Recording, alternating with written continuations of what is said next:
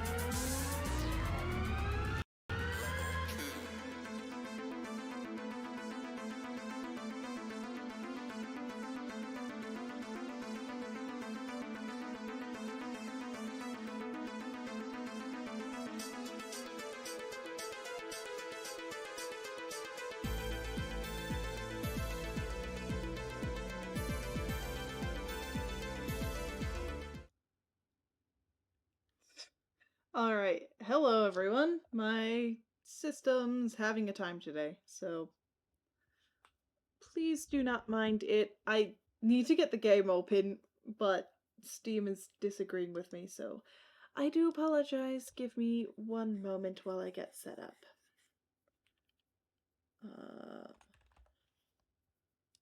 I need to, go into my fucking task editor, close Steam, and then try and reopen it.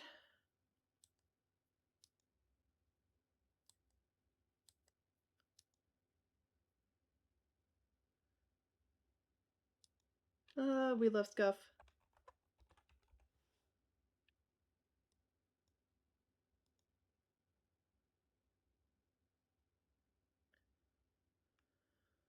I am very quiet to myself. One moment. That is definitely me thing. There we go.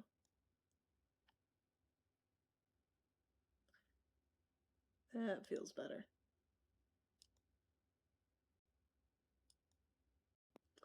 Cool. Come on, Steam. Thank you. How's everyone been, though? I hope you've all been doing well. There's the game. There's the game. Steam was doing the thing where it was just not letting me do, you know, the thing.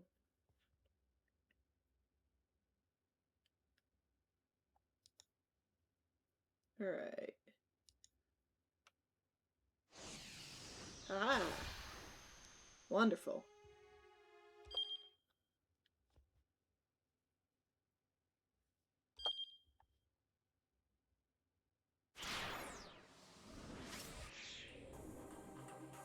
So,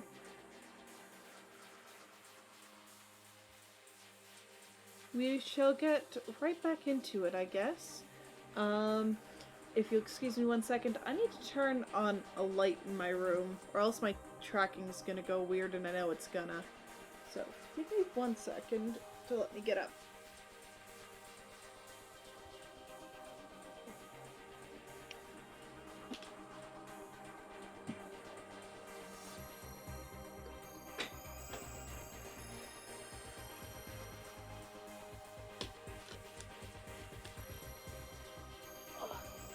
There we are.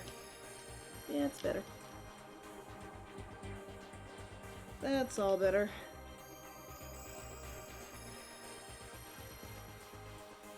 Alright. Where was I in all of this?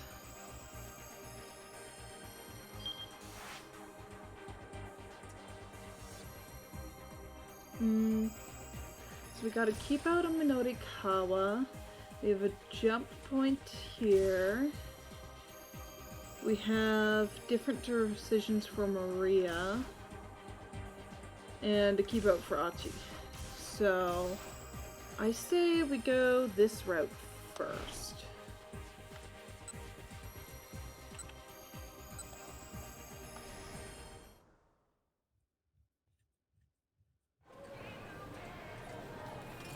I'm gonna go through this until we find something.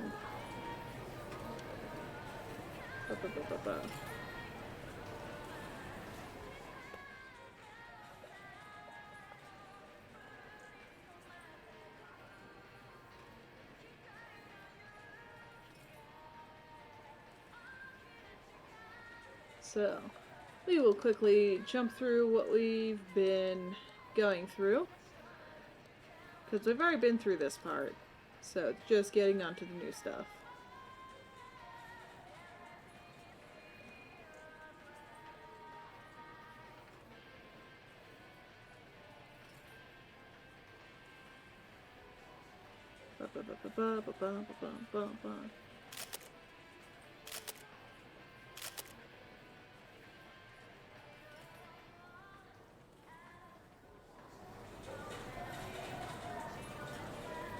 Alright. This...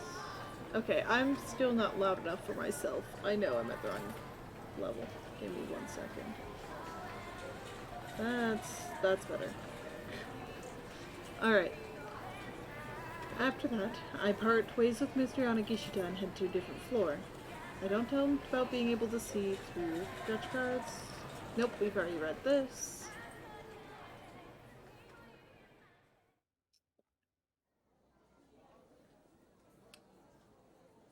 Okay, this is new.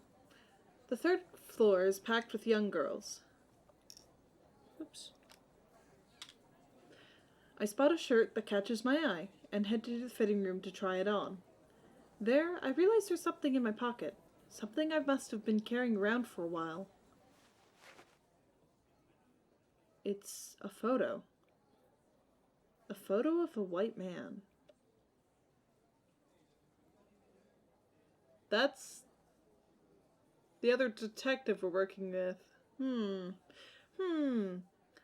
Who's this guy? I can't quite tell if I recognize him or not. This man.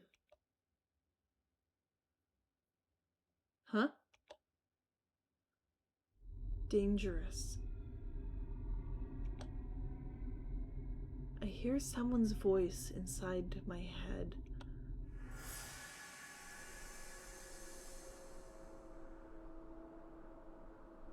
Stay away from him. Flashes of memory flicker in my mind. I see a girl standing before me. I can't quite recall her face, but I get the impression she's someone very important. She speaks to me. This man is dangerous. Stay away from him. Oh, this is... Ooh. That's all. Then I snap back to my senses. It feels like I was right on the cusp of remembering something crucial. At any rate, it seems that there's some connection between me and the man in the photo. Try as I might, though I can't recall anything more than that.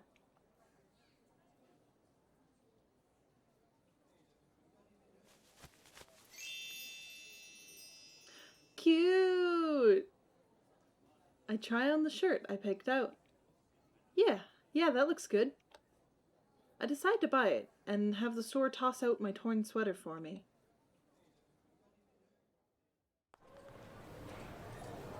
As I'm about to go down the escalator, a young man strides up to me as if I'm an old friend. There you are. I thought you were going to meet on the 2nd floor. Going to meet? Who's this guy talking about? I've never seen him before. Well, anyway, come on, we have to go hide. Hide? Why do we need to do that? Hide? Why? Because those guys might have found us. They're outside. He grabs my hand and I yank it away. Hey, come on, what gives? Is this some new pickup trick or something? Whatever it is, it's way too aggressive. I get the heck out of there. Hey! Hey! The guy keeps shouting, but I ignore him and try and slip into the crowd. When I look back, though, I see he's still following me. What do I do? For now, I should head to another floor. Maybe I should hide somewhere there are fewer people. Let's head to another floor.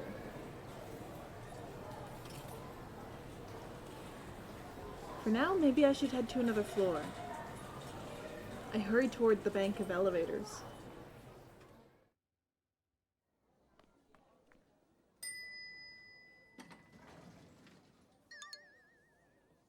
Ah, Yanagishita. Well, if it isn't Tama, what a coincidence! It's Yanagishita again. I try to walk on by, like I don't notice him, but it's already too late. Huh? Hey, where'd your boyfriend go? Boyfriend? I have no clue what he's talking about. Anyway, perfect timing. Can you give me back that magazine? Nothing you're saying is making any sense. I peer at him in confusion. Once again, Yanagishita looks like he might start to cry. Don't tease me like this. I did give it to you, right? No, you didn't give me anything. I get it. You want that 100,000 yen all to yourself. So now you're playing dumb. Is that it? No, I honestly have no idea what this is all about. By now he's all worked up and getting red in the face. Look, you might have amnesia, but that excuse ain't gonna fly with me. The amnesia has nothing to do with it. He doesn't seem to want to believe me, no matter what I say. Come on, hurry up and just give it back. Otherwise I'm gonna start bawling here real loud. He's going to cry? Seriously? This guy's a real piece of work. Well, what's it gonna be? You're gonna make a grown man cry. It would certainly be pretty embarrassing if he starts sobbing now, but I can't exactly give him back a magazine I never had. Oh fuck. The elevator doors open.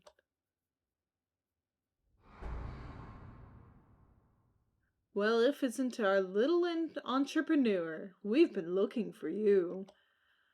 It's the two thugs from before. There's no avoiding them this time. Asao Ozu and his underling, Yutaru Segawa, members of the Tenryugumi Yakuza Syndicate. Ozu's quite frightening when angry. His nickname is Ozu the Ogre, but despite his strong emotions, he is very logic-driven. Segawa is the archetypical,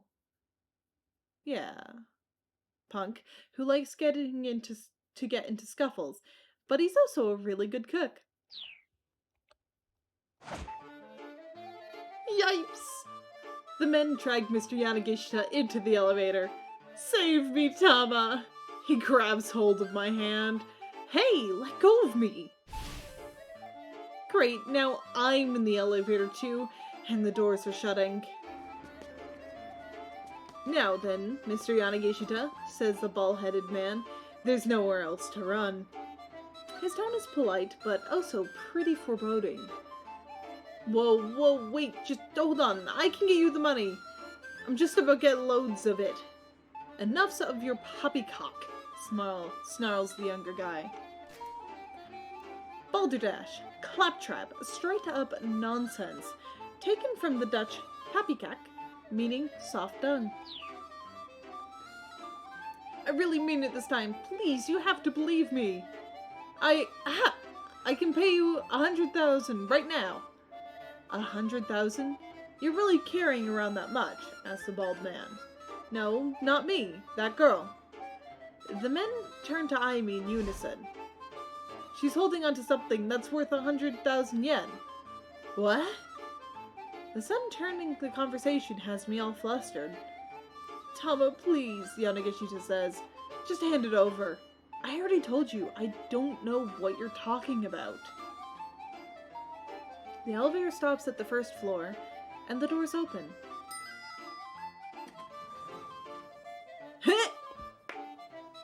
Oh, this is good timing. Oh!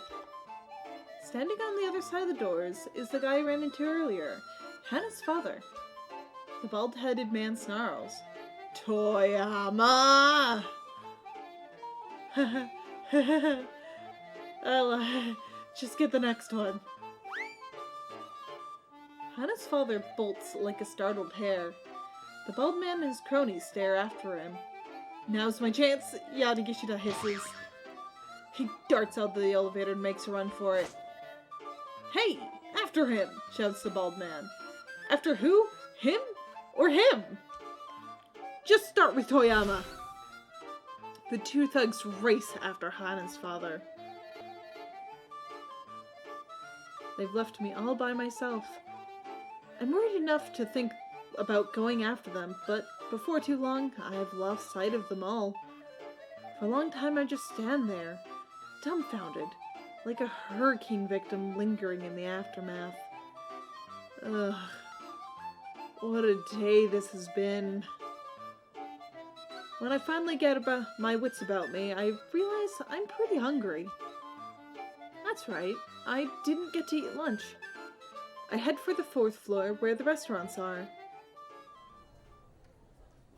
Since I don't really want to run into Yanagishita and those other guys again, I decide to take the escalator. As I'm riding up, I hear a commotion coming from the floor below. It's a man's voice, shouting angrily. Out of my way! Come on! I pay the outburst no heed and let the escalator take me up.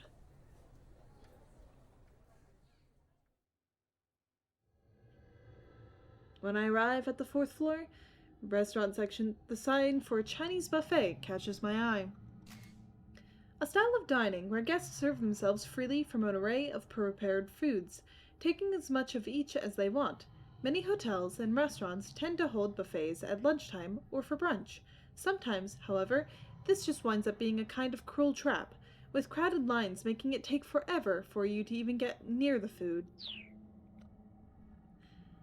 Imabiki Chinese Restaurant. The name means something along the lines of fire of morning. I guess fire is important for cooking, but that's kind of an unsettling thing to call an eatery. Oh well, I guess the name doesn't really matter. I'm in a mood to straight up devour some Chinese food. When I go to enter, though, I'm stopped by one of the employees. Oh, I'm sorry, miss. I'm afraid we're not accepting you anymore. Who's throwing things? Oi. Get it off.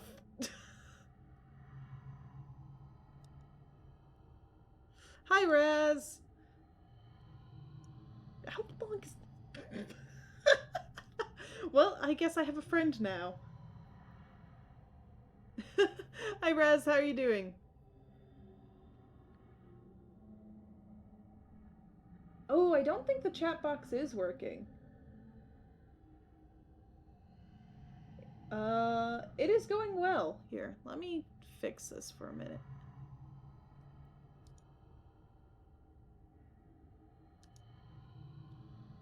I think it got disconnected. Oops. Thank you for throwing things at me so I can actually realize it's not working. That is much appreciated.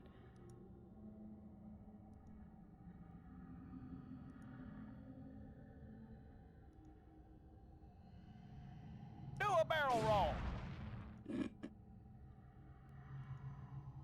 Hi, Nithya. Okay.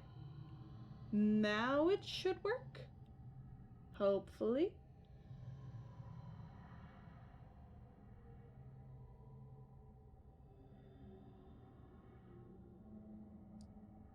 Nope, it's not. Why is it not working? Oh, that's deeply unfortunate. But hello, Nith. One moment. Let me just close and reopen it. We just get to look at this scary scene while Okay, it says it's connected.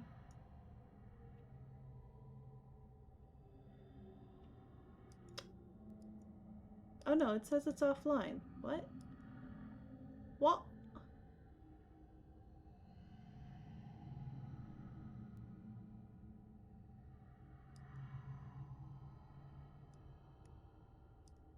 Oh, wait. I understand now. It's because I changed my fucking name.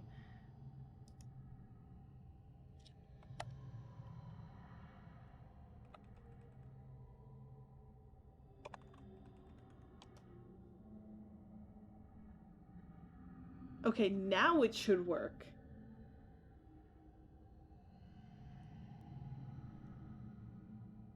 Now you can send test things. Now it should work. I understand now. Haha! Okay, I changed over my Twitch name. And I didn't realize it would break it, but makes sense that it would. Because then it was trying to connect to a channel that doesn't technically exist anymore. I'm gonna take a drink of water while I'm at it. But hello, you two. How are you doing? I hope you're doing well. Huzzah!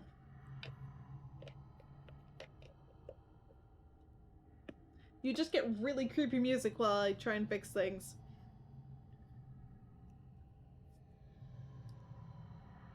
Alright, let's click back into the game here. There we go.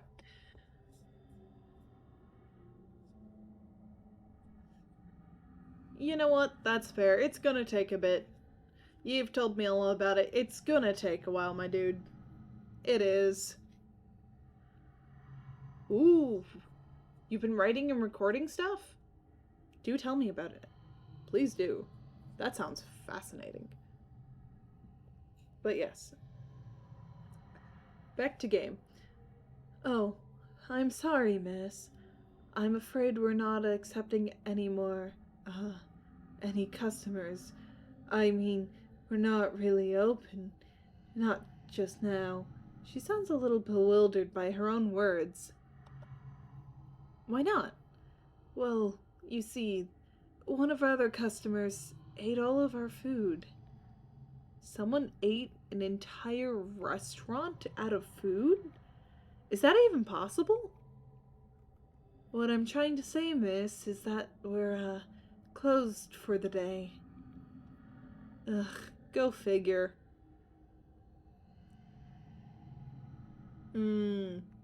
Yeah, that's a complicated issue. Very complicated issue. I can't help much with that.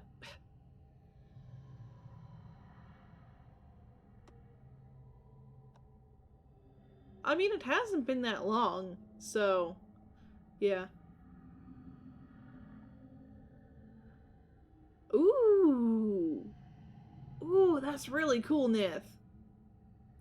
Can I get sneak peeks? Can I get sneak peeks?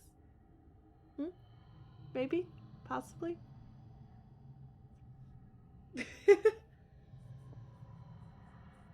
Yay! Kitty time! We love kitty time. Aw, you're no fun, Nith.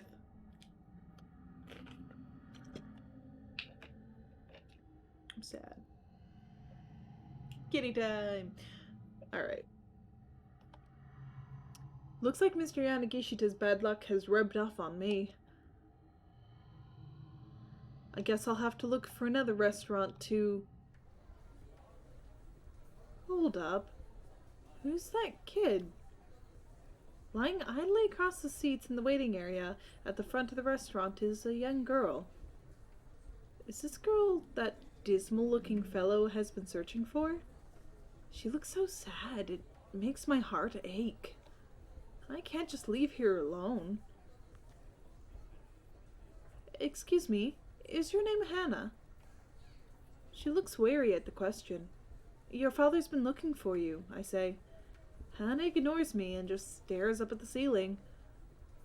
Hey, how about we try and find your dad together? I coax the girl into getting up, and then I call out to the restaurant staffer. Excuse me, where should I go to ask them to put an announcement on the PA system? Dunno. Maybe, the first floor? The security office? Right? Down we go. I take Hannah with me, and we get on one of the elevators together.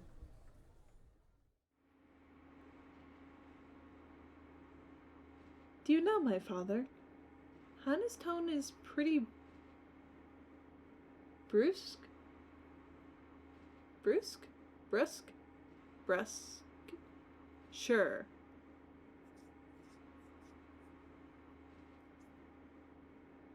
Ah, fair enough. I probably won't be able to make it to next week's workshop, so when you do announce it, let me know. Please. Well, I know. I'm just busy as fuck. I'm gonna have to move a lot of my stream times around. I'm gonna be so busy.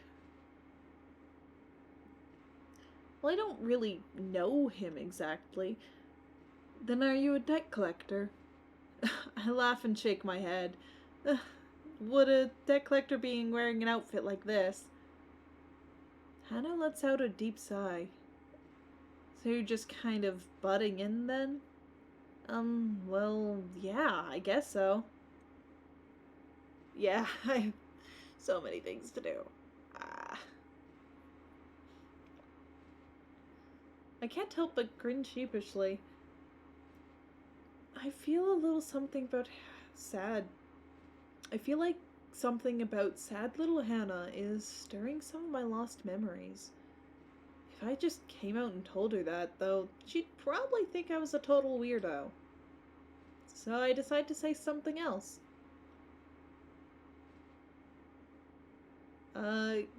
Guess I just get bored.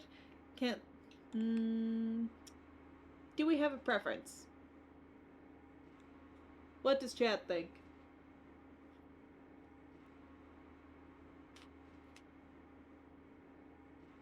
We've got, I guess I just get bored being all by myself, or guess I'm the sort of person who can't ignore someone in trouble.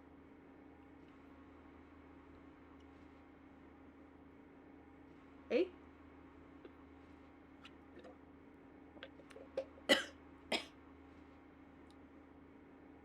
No, I'm not choking and dying. Okay. It is. I guess I just get bored being all by myself. Yep, I'm choking. Give me...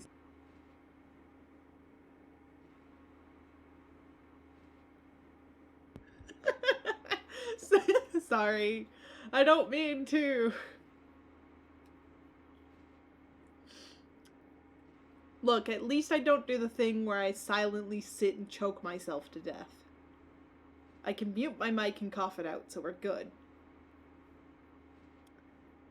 I like being alone. Hannah looks away from me. Still, I'm sure your father must be missing you right now. He doesn't care what happens to me. Her words trigger a sudden, intense tightness in my chest. What is this feeling? Nithya? You know what? Actually, no. Me dying on stream is, like, completely fair clip rights. Yeah, that one's fair game. I just realized my marquee's broken. This is why I try and stream Reese. I will fix it later.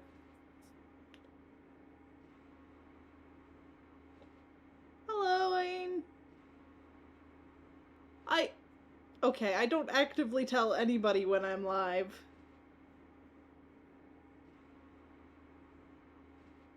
What did you expect me to say? No, I'm sorry. I'm sorry. I guess follow my Twitter. I'm really bad at notifying people. Wow, words are fucking hard. We're good. It's fine.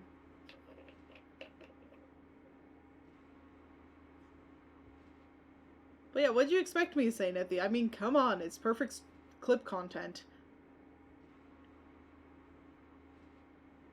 I think Aiden is. 90% sure that they are. Very possible. I don't know.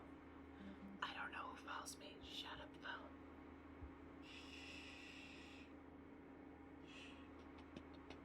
Twitch does kind of suck for notifications.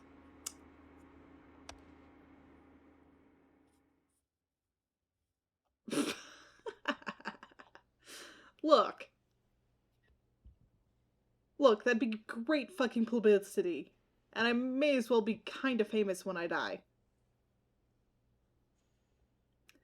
When I get to the security office, I hear voices coming from inside. I wonder what they're talking about. I peek through the crack in the door and see a man with a cane speaking with a security guard. Oh no.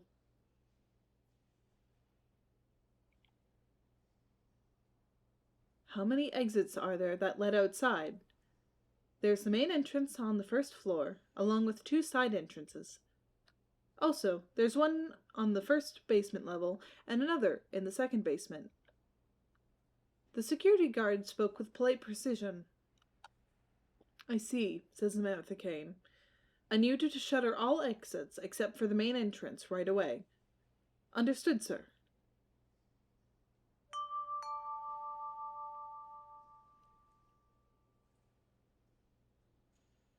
Attention, all shoppers. The announcement comes in over the loudspeaker. Due to maintenance, all first floor entrances other than the main entrance have been closed. We apologize for the inconvenience. Customers wishing to leave, please use the main entrance on the first floor. I'm not sure what just happened, but it sounds like the main entrance is now the only way out. Come on, I say, let's have them make an announcement for us. But when I turn around, Hannah is gone. She must have run off when while I was distracted. Well, looky here. If it ain't that little cutie again. The 2 thugs that were after Yanagishita come strolling toward me. Wow, you're a speedy one, huh? Says the bald man. Weren't you downstairs just now? And did you change your clothes too? He looks me over, seeming impressed.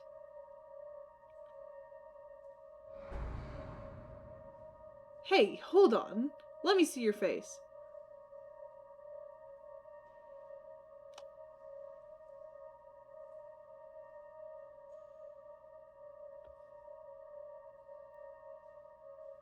Oh. Yes, hydration.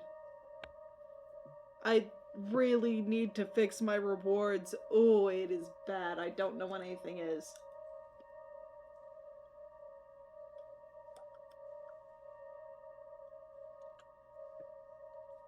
I need to fix my shit. This is why you don't change over your bots. Then you forget everything.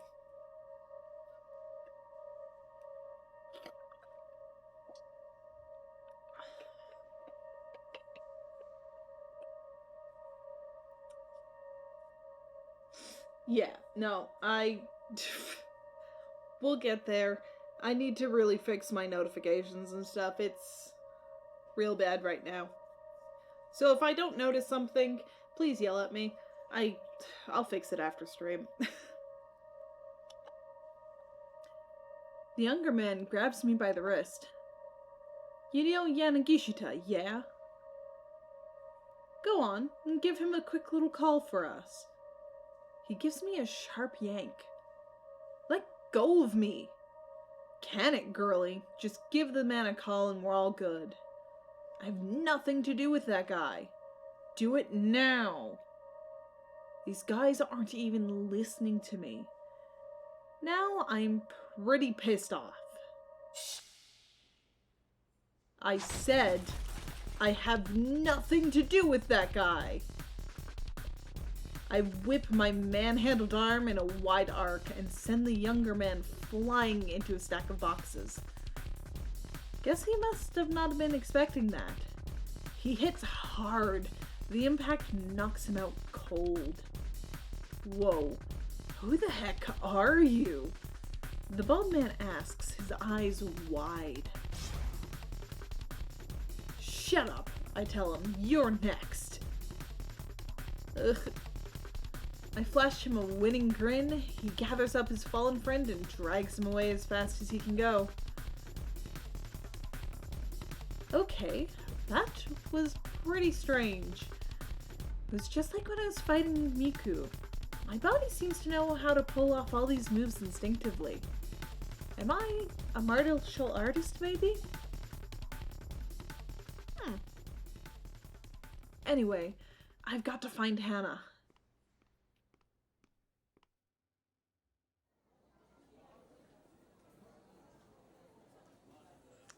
Easier said than done.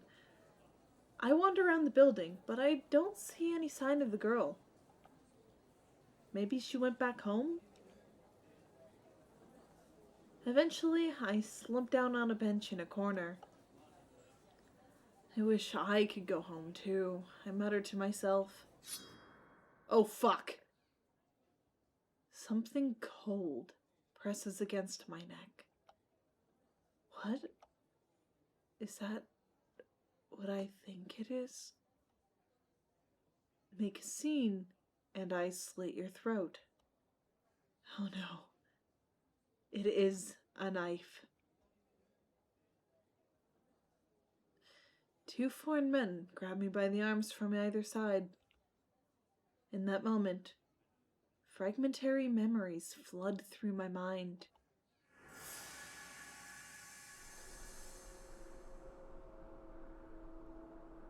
I'm on a street. It looks like someplace in the Middle East. I'm being dragged along by several men. I'm too scared to speak. There are people in the street, market vendors, but none of them seem willing to get involved. The men drag me into some back alley. Help me. Please, somebody help me. I'm being abducted.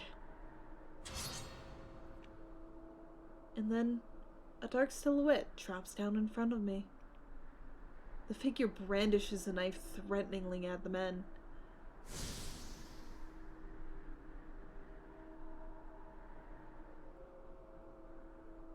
The blade moves with a dazzling speed. My captors are all down in mere moments.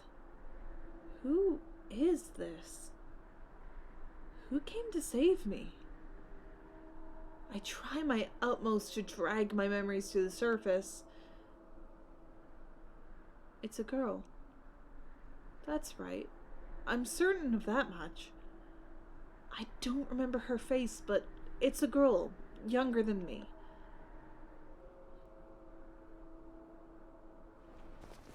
Walk faster. The angry hiss in my ear snaps me out of my flashback. What was that memory just now? I'm more concerned about the girl who saved me than I am about the men who've captured me just now. The two thugs march me along, still holding me by the arms. Can't believe she was in a place like that. Yeah, talk about giving us the runaround. I can't figure out what they're talking about. A place like what? Giving them a runaround? Do you know me? The two men look at each other. Wait, are you the other one? One of them peers closely into my face. What are you talking about? What do you mean a place like... I stop as a sudden idea comes to me. Hold on. Are you talking about that storehouse? The men look utterly confused. What are you talking about? One of them asks. I explain I've lost my memory. This seems to make them pretty anxious. We've got to report this. One of the men takes out his cell phone and makes a call. He informed whoever's on the other end that I've lost my memory. I have no idea what's going on. Based on what I can follow from the conversation, though, it seems these were the people who'd put me in that storehouse. But why had they done that? One of these guys asked if I was the other one? What could that possibly mean? Could it be? Did they abduct me because they mistook me for somebody else? If so, who? The more I try to think, the more muddied this all gets. Calm down. Just calm down. Let's think of what we know. What I do know for sure is that I woke up inside that storehouse. And evidently I took a blow to the head, and that's the cause of my amnesia. Hold on, that's strange. If these people had kidnapped me before, why wasn't the storehouse, well, locked? Seems pretty sloppy if they wanted to keep someone confined. What could this all possibly mean?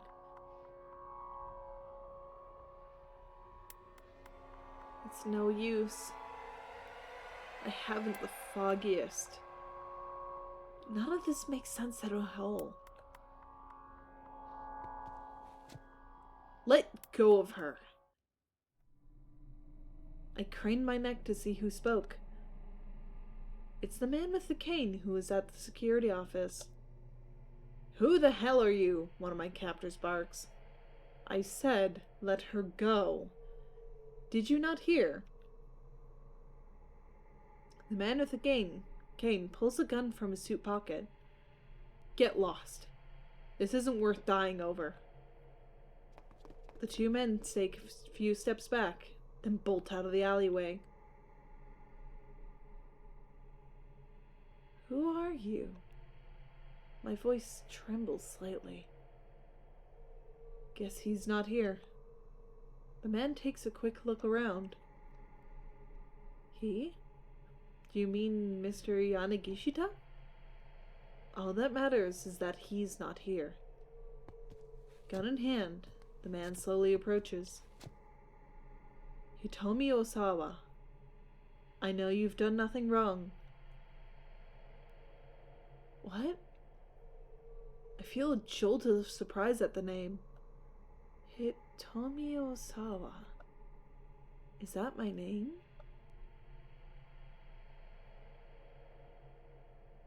His face, a mask of stone. The man points the gun right at my head. Please, no hard feelings.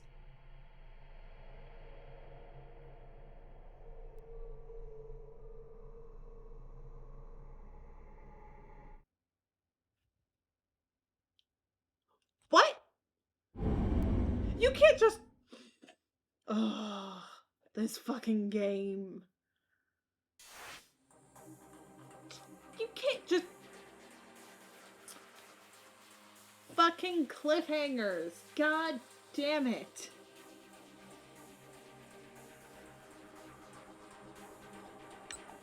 Alright, well, let's see here. Ah, it's so mean because I have to complete everyone else's before I can get anywhere near to this fucking conclusion. Oh. Okay. So, I know the keep out point for Achi, but I don't know whose keep out point this is. This is the keep out point for Kano? Probably. Oh, it's Kano's, yes. Okay. Do we want to follow Achi's storyline, which is very, very tied to what we just saw, or do we want to jump around a little bit and go see what's happening with Kano? Because I have no idea what's happening over there. But yeah, that's so mean. Why? So fucking mean.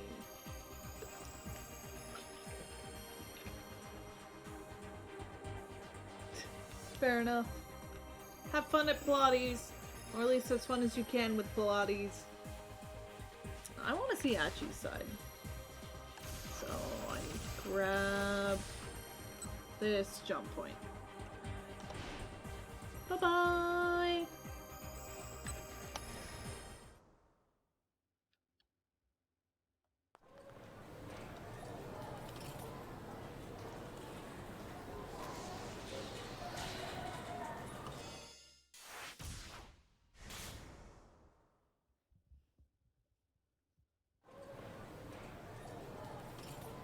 Achi took the escalator down to the 3rd floor.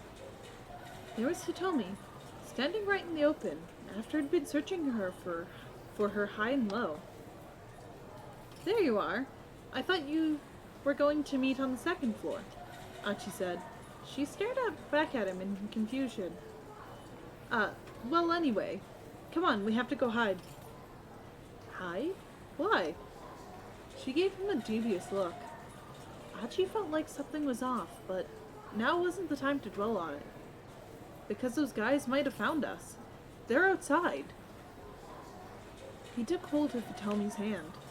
Hey, let go! What gives? She quickly yanked her hand away. Huh? As Achi tried to make sense of the way she was acting, she took off down the corridor. Hey, Hitomi! He hurried after her. It was like changing her clothes had also changed her personality. Still, he couldn't just leave her alone. The kidnappers might as well be closing in. He stayed in pursuit of her, trying not to draw too much attention.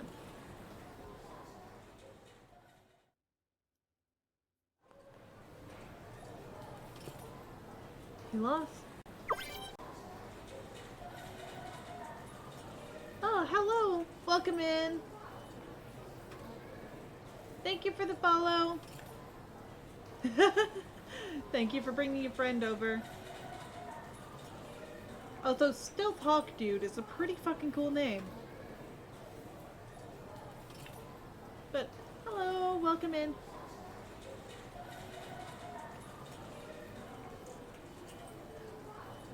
Sneaky bird person.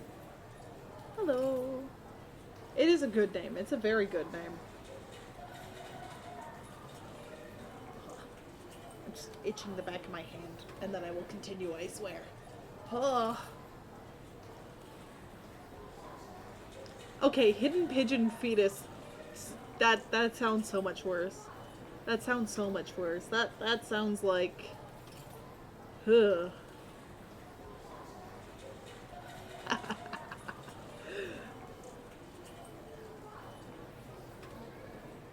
He lost track of her somewhere near the elevators. Ugh, what is her deal? Unsure of what else he should do, he headed back down to their rendezvous point on the 2nd floor. When he arrived, he spotted Hitomi heading down the escalator ahead of him. Hitomi! Achi shouted, but his voice vanished into the noise of the crowd, and she disappeared onto the 1st floor. Damn it! Achi rushed down the escalator. Well, as Canadian I can be up in space.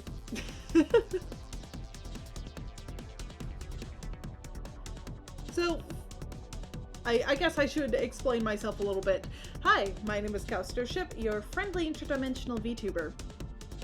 So, currently I'm stationed in a dimension traveling space station just above the Earth in our orbit. But yeah, I come from a different dimension and we've come over to explore all you have to offer. I am a culture and media researcher, which interdimension is very cool. It's fun.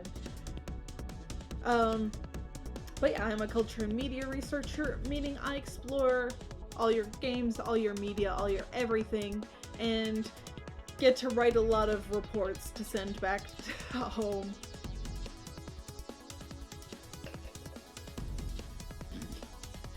I mean, back home I'm Canadian. Our dimensions are not that different. Thank you for throwing bits at me.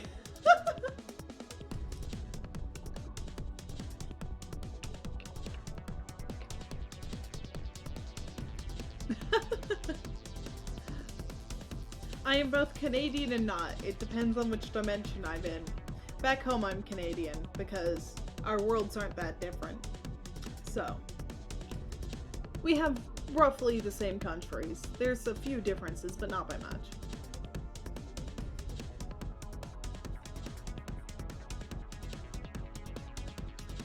Achi rushed down the escalator. He took steps, 2, 3, 5 at a time. He made it to the first floor and looked around. There was Hitomi, about to take a different escalator back up. Why is she doing this? He waved his arms to get her attention, but she didn't notice and headed right back up. Down, up. What the heck is she thinking? Achi sped around and got on the upward escalator. Out of my way, come on! He shoved people aside as he ran up the moving stairs.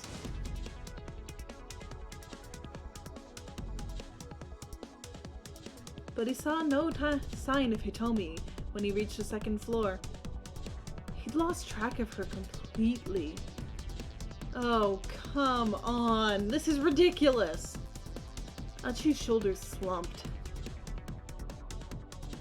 He felt exhausted, but he kept up his search, scouring one floor after another until he eventually made it down to the second basement level.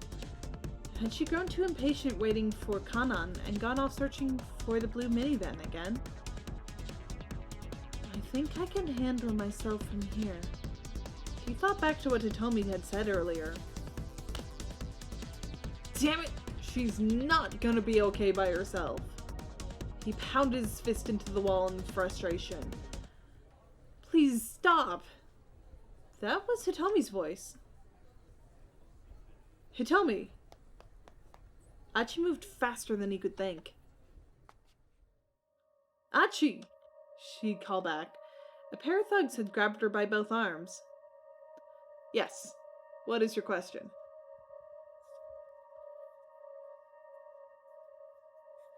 Oh, you can see heads or tails? Ooh, I'm gonna go with tails.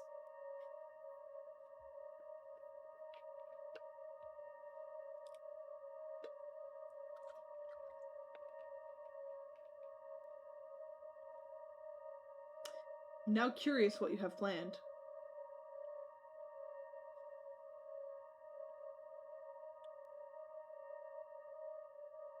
Okay. What are you up to? What are you up to?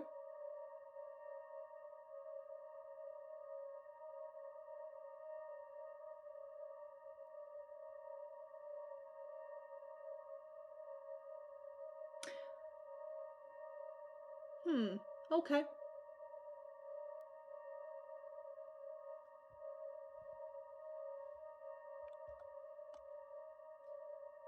Achi stomped his way towards them.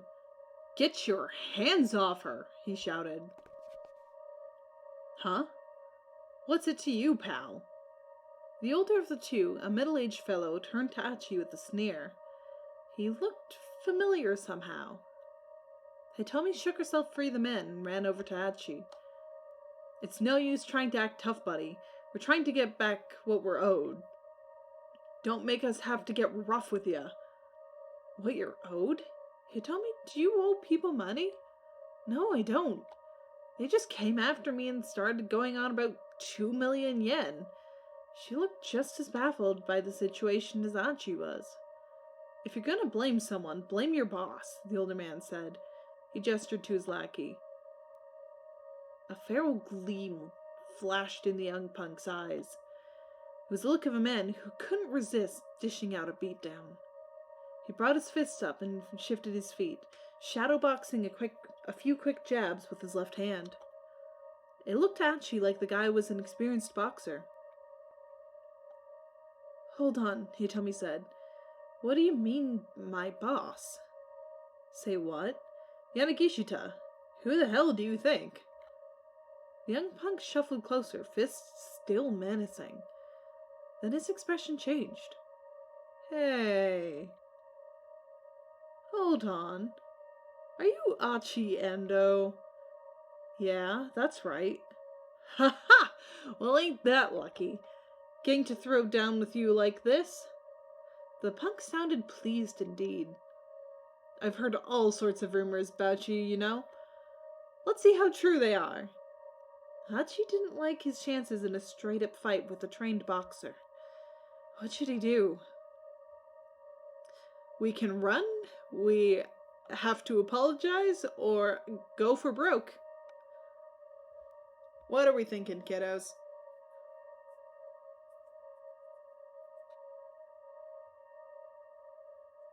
So we can either run, apologize, or fight, essentially.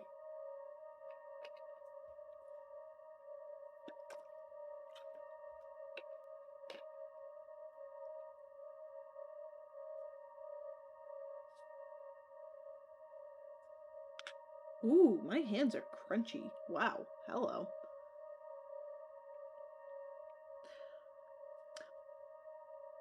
We're fighting. We're fighting. I want to see what happens next. He had to go for broke. His band's chances was to hope for an opening to deliver a low kick. Low kick. A kick using the foot or shin to strike opponent in the thigh, just above the knee. In karate, this is known as Gedan Mawashi Geri. Since the legs are longer than the arms, this is an effective technique against boxers. He needed to time it perfectly when his opponent took a step forward. With a loud breath, the thug shot out his left arm. Now! Achi shifted his stance and unleashed a low kick. Suddenly, the elevator doors opened right nearby. Oh no! Achi and the punk both stopped in mid-attack. A miserable-looking older man stood in the elevator. At the sight of him, the punks went red with rage. You, Toyama! Going up? The man in the elevator hurriedly closed the doors. The two thugs rushed towards him, but the elevator had already begun heading back upward. Come on, after him, the older man shouted. The young punk raced up the stairs. You two stay right where you are, the older fellow added, glaring at Hitomi. Then he followed after with his lackey. Does he really think we're dumb enough to just wait here? Achi scoffed.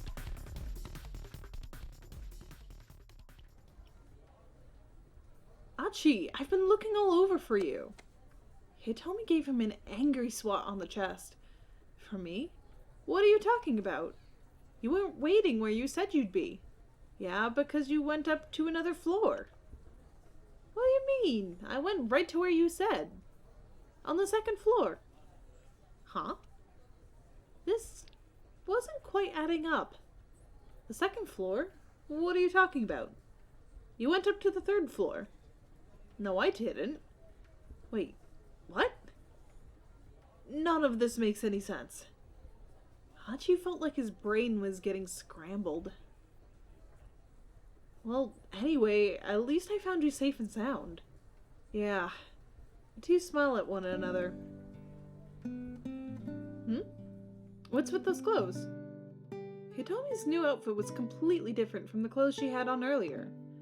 I tried on a few things, but wound up deciding on this. You tried other stuff on? Ah, okay, that explains it, Achi said. At least now things sorta made sense? Aw, Achi. Achi, you're a little bit stupid, that's alright. That's nice, you know. What is? Your clothes, I mean. They look good on you. Thank you. Well, I'm actually blushing right now. Kinda made me blush to say it. Achi and Hitomi shyly avoided each other's eyes. Oh, so, hey, Achi said, eager to change the subject. Do you still have that magazine? Oh, right, yeah. I was just going to throw it away, but I couldn't. How come? I haven't been able to find the right kind of receptacle. Newspapers and magazines are supposed to be kept separate from normal trash, right? He told me scan their surroundings for a suitable bin. Wait, are you serious? Yeah. You're thinking about proper recycling now? Of all times? Is that weird? Uh-oh, I'm in trouble. I think he might just be perfect.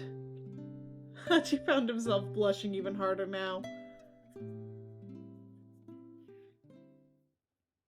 Tama! A sudden yell snapped him out of his embarrassment. The sketchy-looking fellow who'd given her the magazine was scampering down the stairs towards them. Great, Hachi said. The weirdo's back. The man ignored him, though, and leaned close to Hitomi. Ah, you do still have it! He snatched the magazine from Hitomi's hands. Yes! This one hasn't been scratched off yet! The man hunkered down on the floor and began scratching away at the scratch card stapled into the centerfold. Wait! Don't let him have that! Another man came swooping out of nowhere and yanked the magazine away. Oh my god. For anyone who doesn't know what's happening right now, I don't think I can explain.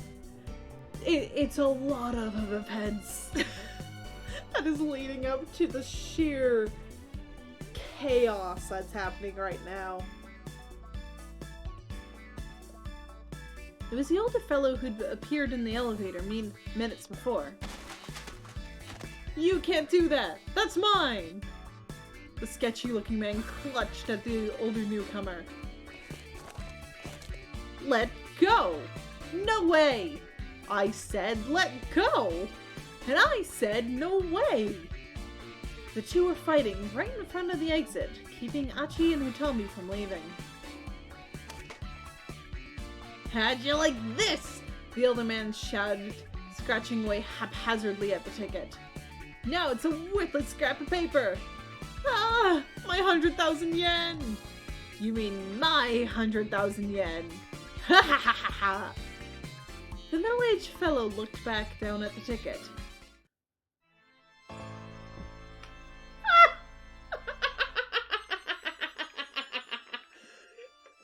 Ah! What are the odds? Somehow, in his random scratching, he'd managed to land himself as a winner. Give it! No way! The two men took off, engaged in a running battle for the ticket.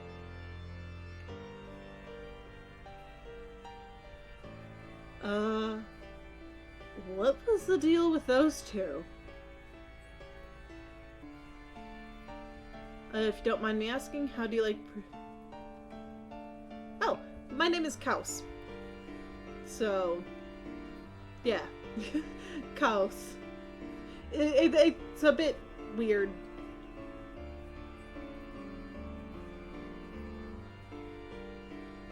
But yeah. You can call me Kaos.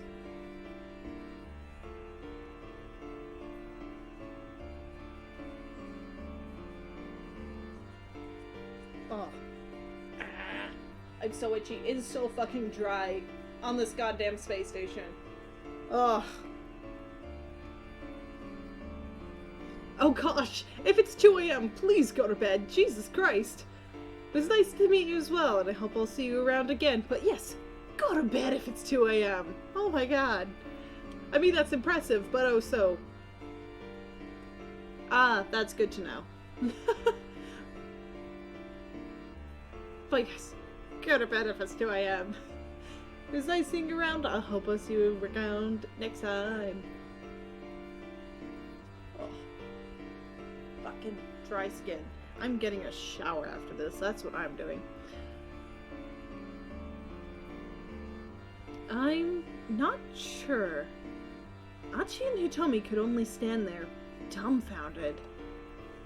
On the other hand, hey, look at the time. It's almost 3.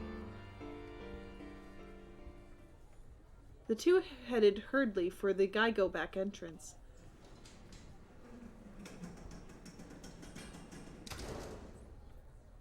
But just as they were nearing the doors, the shutters dropped down in front of them. Whoa, what gives?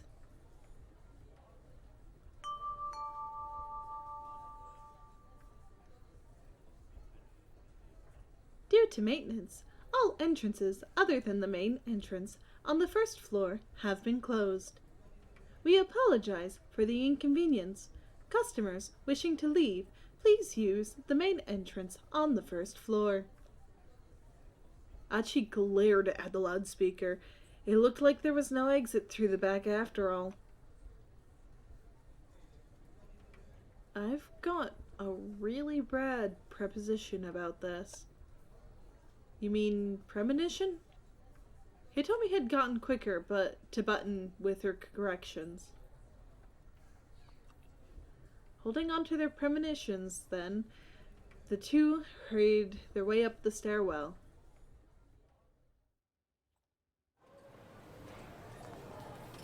As Hitomi tried to head out the first floor entryway,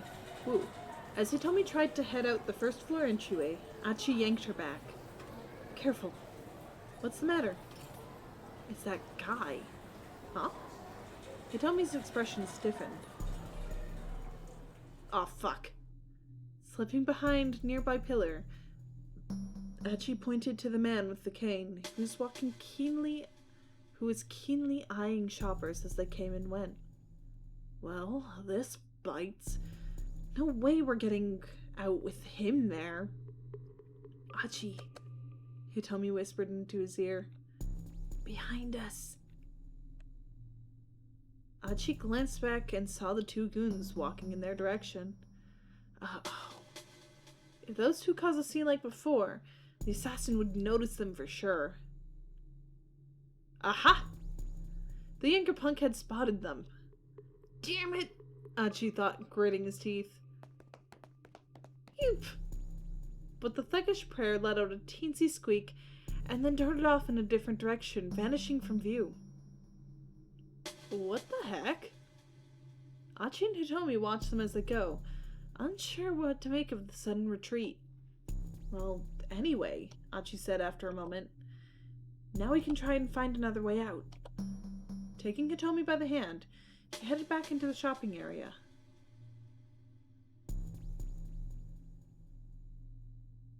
The back entrance on the first floor, that was a no-go. The other emergency exits were also locked down, which meant that the main entrance on the first floor really was the only choke point, in or out. It was almost time for them to meet Kanan. They need to find some way to bust out of here. The pair headed back towards the main entrance. Then they saw the man with the cane again, heading in their direction. He hadn't seen them yet, and there was no way they'd avoid him if they didn't do something quick. Guess for now we gotta go up, Achi said to Hitomi. They started racing up the nearest escalator, which was descending from above. My bad, coming through. Sorry, please excuse us. They fought and shoved their way past the stream of people riding in the other direction. They could see the second floor now. Achi figured they'd be in the clear once they got there. Chiri! But then, a large woman appeared at the top of the escalator, heading down. She'd the one who'd been in the Chinese restaurant on the fourth floor. The one who'd supposedly packed an entire buffet into her belly. She was wide enough that Achi and Hitomi would never be able to slip past her. Hey, out of the way, Achi shouted. But the young woman ignored him. Achi tried to push past, but he just bounced off her. They were drifting inevitably back down towards the first floor. It was like they were riding a conveyor belt that was delivering them right to the assassin. This was not good. If they didn't do something soon, they'd... Wait a sec. Something must have caught the assassin's eye. Hachi saw him suddenly rush outside. There was no telling what had just happened, but now there was a chance to escape. Achi and Hitomi raced out the door.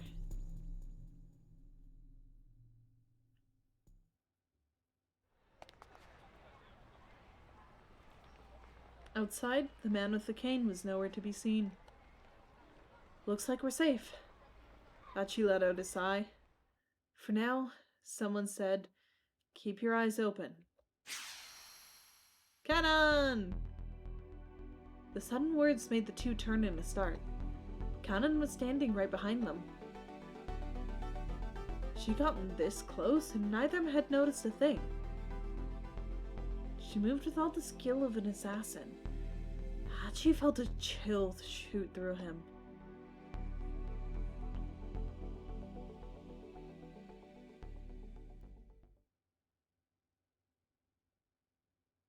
Meaning we're on to the next tower for that one as well. Ooh.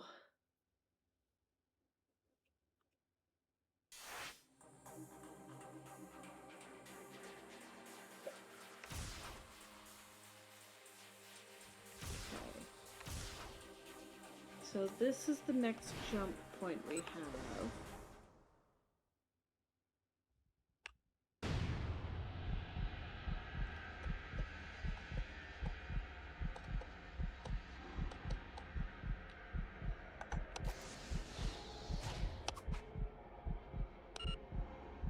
What? What do you mean we can't jump?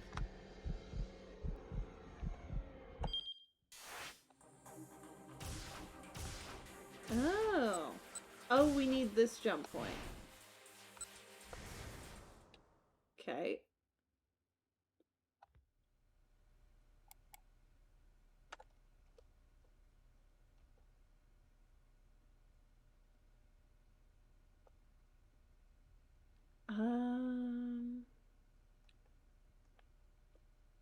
Did I miss it? I missed it. One moment.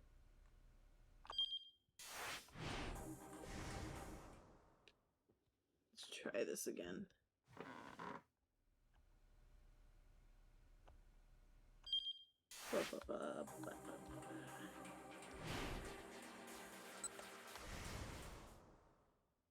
So this is our jump point to Kanos. That's it.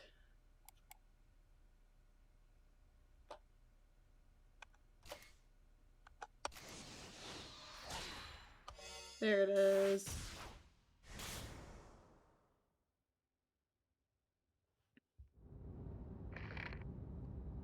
Kuze's voice came in over the wireless as the car came onto Mejidori. We've identified the owner of the condominium. It's Mamoru Tanaka. He's a colleague of Kenji Osawa. What? Kano squawked. This was an unexpected twist. Kajiwara confirms that Tanaka left the Osawa residence just after 1400 hours. No word on his movements since then. It is possible he's headed to his private condo, where the attaché case is slated to end up. Any officer who runs across Tanaka is to apprehend him on sight. Kuze cut the connection. This mastermind you've been chasing, Kano asked. Is it Tanaka? Stanley didn't reply. Fine, never mind. I just wish I could know if Tatano is safe. Still worried about that traitor, huh? So Stanley could ignore all of his questions, but still remember to make snide remarks. Talking about Tatano is the only thing that gets a reaction out of you, isn't it? Kano snorted. What makes you so certain that he can't be a traitor? Tatano just isn't like that. That's not an answer, Stanley scoffed. All right, I've watched the man work for years. I know him. He has no reason to betray the Force. You've watched him work, huh? What about his private life, then? Do you know all about that, too? He hasn't had money trouble or anything like that?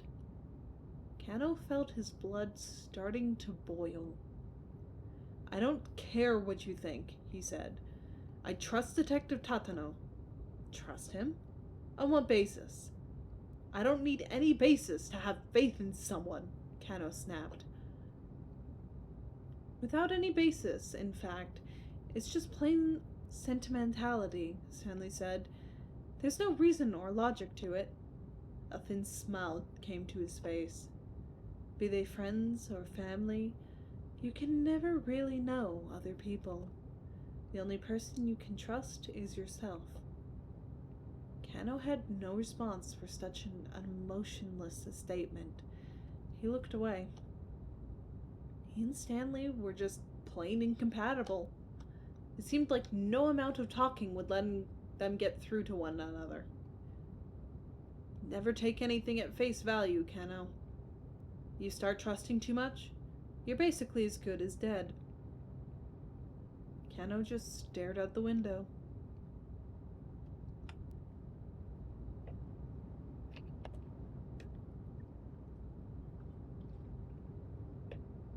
The Shibuya precinct came into view.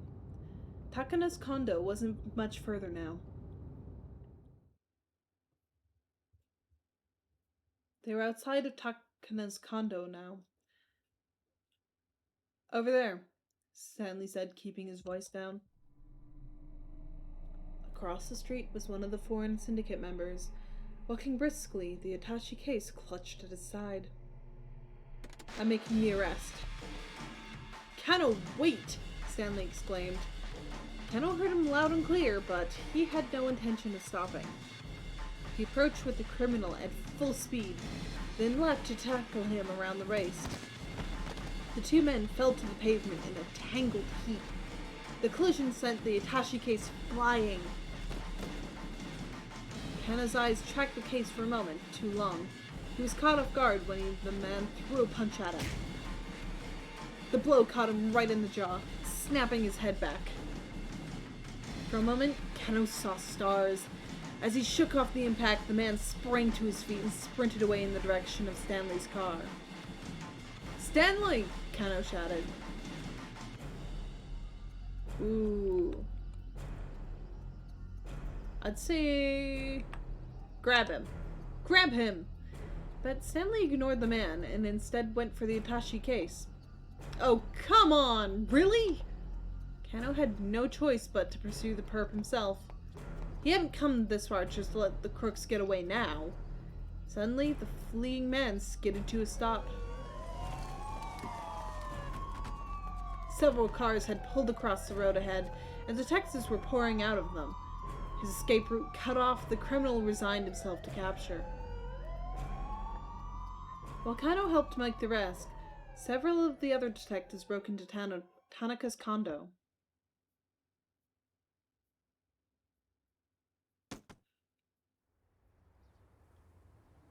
Stanley, meanwhile, was carefully inspecting the exterior of the attaché case. He had already opened it. It was stuffed with bundles of banknotes. The 50 million ransom was back in police hands. This is a decoy, the American muttered under his breath. I wonder where... His words trailed off, but Kano had heard them. What did you expect? The detectives demanded. Samples of that new drug in there? As usual, Stanley gave no reply. The look on his face, however, told Kano he'd been right on the mark. Some of the backup team emerged from Tanaka's condo. Kano turned to him, feeling a sudden surge of anxiety for Maria. What's the situation in there? He asked. They told him that they'd found no one in Tanaka's rooms, so the hostage's status remained unknown, and the main culprit had evaded capture. This case hadn't been solved. In fact, it was still unfolding in the worst way conceivable. And still, Stanley remained focused on the attaché case, pondering it with a thoughtful expression. Look, Kano told him, I'm not going to request that I be returned to my normal duties. Maria still needs to be rescued, and I still need to find out what happened to Hitomi and Detective Tatano. For once, Stanley actually responded. Hitomi? Yes, that's it! It makes perfect sense that they'd have her carry it. Huh? What do you mean? This whole attaché case relay was a fake-out. Whoa, slow down, Kano said, wishing to calm himself with his words. Explain what you're talking about. Somehow, the kidnappers had made contact with Kenji Osawa and got him to have Hitomi carry the drug, separate from the ransom. Wait, you're saying they had Hitomi bring them the drug? Stanley nodded.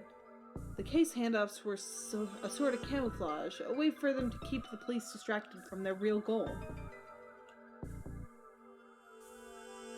Kano nodded. It had indeed felt like the case relay was a decoy, an attempt to buy time. If the syndicate were after something else entirely, that would explain why so many of their actions had appeared to make no sense. So, Kano asked, what sort of drug is this? Why would they go to such lengths to get their hands on it? It's an antiviral, Stanley replied after some hesitation. A way to cure people infected with a very particular virus. What virus are we talking about? It's called UA. Kano never heard of it. Still, he could imagine the possibilities. Suppose this UA was something like the Ebola virus. Discovered in Sudan in 1976, infection caused Ebola hemorrhagic fever, resulting in a high fever and massive bleeding throughout the body. At present, there is no vaccine to prevent infection, nor any drug to cure the disease after it manifests. Or perhaps HIV. Human immunodeficiency virus. HIV destroys the cells that are essential for regulating cell-mediated immunity, considerably reducing immune response. This effect can result in infections that would ordinarily be fought off easily, developing into serious illnesses. There are various treatments, but as of yet, nothing that will eradicate the virus completely. Even the all-too-familiar influenza.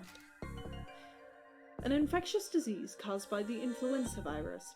Symptoms are similar to that of the common cold, but they are much more severe, occasionally resulting in death. There are three main types of the virus, A, B, and C, with A and B causing the typical run of the illness in humans. Neuraminidase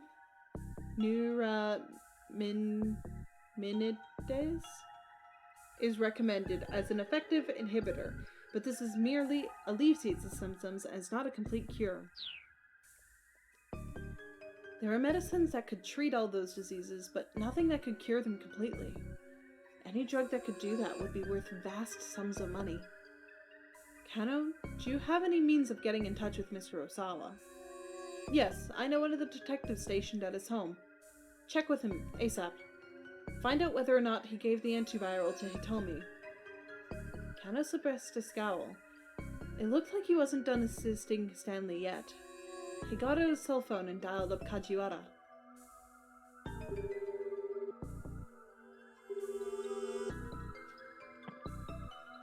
Kajiwara picked up promptly. Kano? What's going on? Could I speak with Mr. Osawa? I suppose that'd be alright. What for, though? There's something I need to confirm for me. It's an emergency. Alright. Just make sure not to tell him anything about the investigation. Sure thing. After a while, a man's hoarse voice came over the line. Osawa speaking. Can I help you? This is Detective Kano from the Shibuya precinct. Time is critical, so I need to just cut to the chase here. Kano took a deep breath. Did you give the antiviral drug to your daughter Hitomi? Osawa let out a gasp. Ooh.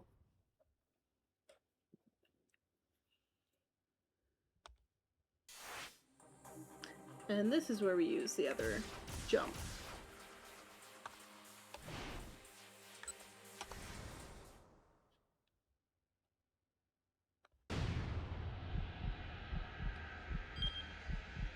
No autoplay, please.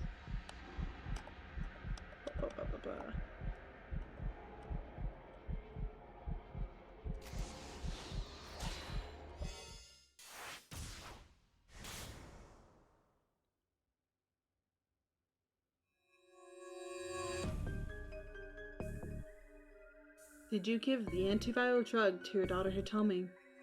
Osawa let out a gasp. What are you talking about? I'm the one asking questions here, Mr. Osawa. Did you give the antiviral drug to your daughter Hitomi? I'm not sure I understand the question.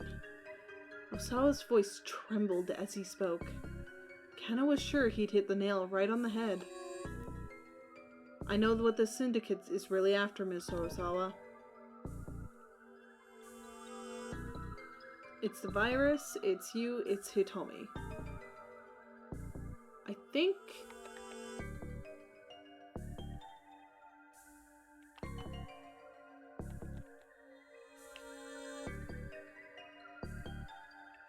technically this one's correct. But I also think this one's a better answer, so I'm gonna go with it. It's Hitomi.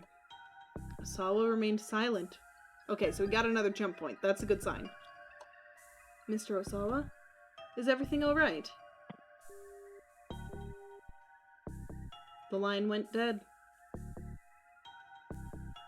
Guess that answers that well enough, Kano said as he put away his phone. Now it was clear why the criminals were after Hitomi. He saw an uneasy look on Stanley's face. Something on your mind? Kano asked. Stanley responded with a question of his own. If Hitomi was carrying the antiviral, how are the criminals planning on getting it from her? Kano thought for a moment. Well, taking her by force at the scramble posed too high a risk, he said. There were nearly 100 detectives there, and they must have guessed there would be. That's why they devised the attache case relay. They wanted to abduct Hitomi somewhere away from the dragnet's notice. This was the plan that all the signs seemed to suggest. But still, he added, I wonder how they managed to lead her away from police protection. A look of revelation crossed Stanley's face. All they'd need to do was convince her to go of her own accord. But how? Kano asked. And then it came to him. He thought back to Hitomi's initial contact with Tariq al-Karawan.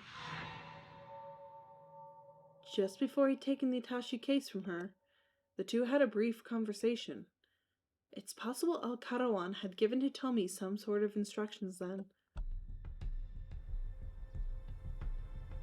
Guess we're back to tracking down al-Karawan again, huh? Kano could tell from the look in Stanley's eyes that he was on the verge of saying something. Probably some remark about how Tatano had allowed al-Karawan to run free. Right now, Kano wasn't going to argue the point. After this case was solved, he'd discover what Tatano's real motives were. And once he did, Stanley would eat his words.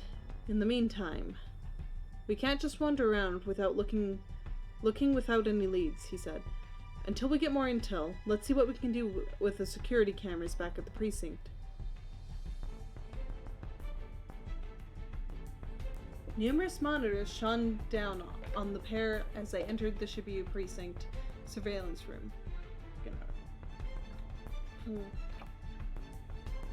Threat slowly drawing out. It's fine.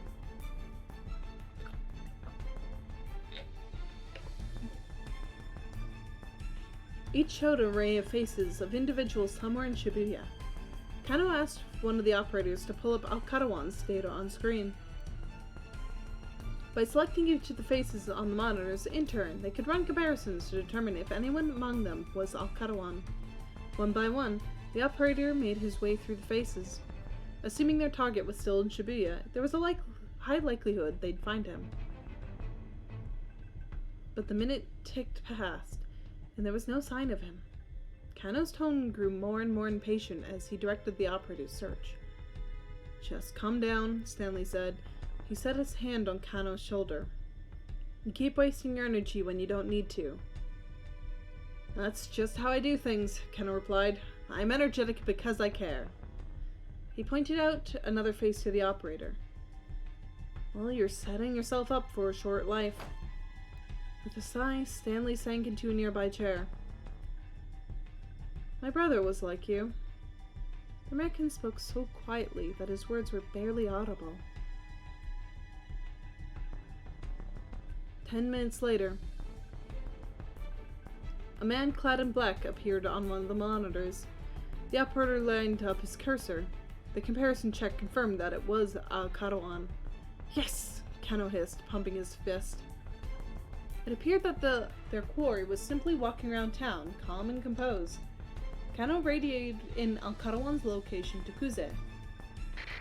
All units, intercept the suspect on the double, Kuze ordered.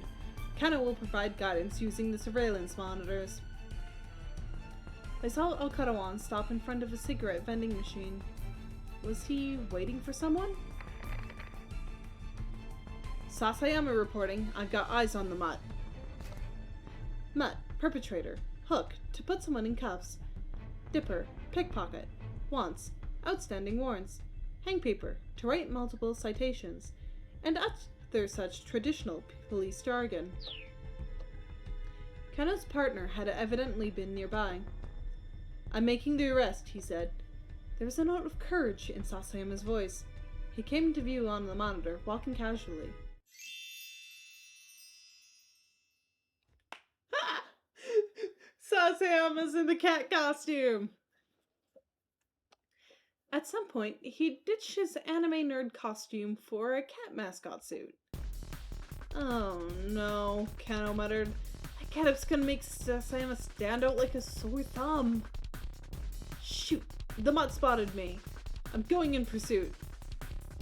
Sasayama slipped out of the camera's view. Whoa, what gives? Let go of me. You're Mr. Yanagishita, right? Look, I'm sorry, but you really need to return that costume. The voices came in over the wireless. It sounded like Sasayama was caught up in an argument with someone. Sasayama! Kano shouted as he eyed the monitor. Kano, I need some help here. Requesting emergency backup. The line went dead before Sasayama could finish. Kano didn't have the faintest idea what was going on, but it was obvious his partner needed him. He rushed out of the precinct.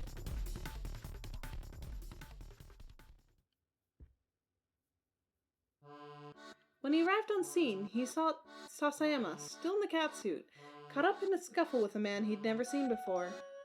There was no sign of Al-Katawan. Sasayama, what's going on? That is an excellent question, Sasayama replied. This guy just came at me out of nowhere. You sound pretty riled up. Sir, I need you to return this costume. My boss was very insistent on that point. The man was panting with exertion, shouting in Sasayama's face. Was he the owner of the suit? What's the deal with that thing, Sasayama? Kano asked. I bought it at a variety store on Center Guy. Figured it would be the perfect disguise. I didn't steal anything. Sir, I'm telling you, you need to give that back. And I'm telling you, I have no idea what you're on about. Sasayama stamped his foot. I realize that you're not Mr. Yanagishita, but that isn't the issue. I just need you to return that costume. Alright, sure, I'll give it to you. I just need a little longer, so let go of me. I can't do that, sir. I need you to get out of that suit right now. Yeah, I get that, buddy, but no can do. It's like I told you before. The zipper on this thing's snagged. Kano watched as the argument descended further and further into absurdity. Meanwhile, Al-Katawan was getting away. This was ridiculous. He turned to go in pursuit of the suspect. Kano, wait! Sasayama called out. Come on, help me out, man. Huh? Help me get this thing off. Now really isn't the time for this, Kano replied. I'm going after the suspect. Oh, I get it. You're gonna ditch me here so you can take all the credit for yourself. Whoa, what? I was this close to nabbing the guy. That arrest is mine to make. And you know it. It wasn't as though Kano couldn't empathize. If Sasayama hadn't been blindsided by this random stranger, he'd probably have caught Al-Katawan just fine. Alright then, Kano said. He reached for the zipper at the back of the catsuit. But as Sasayama had said, the metal fillings were snagged and refused to budge. Hurry up! I'm trying! There wasn't time to do this. Slowly and carefully, Kano yanked down on the zipper hard. Stop! The stranger shrieked in alarm. Don't be so rough like that. But if I don't, I'll never... You mustn't! If you aren't careful, you'll cause a malfunction. Malfunction? What the hell was this guy talking about? Kano got an even firmer grip on the zipper and pulled again. What? He paused in surprise as Sasayama mewed.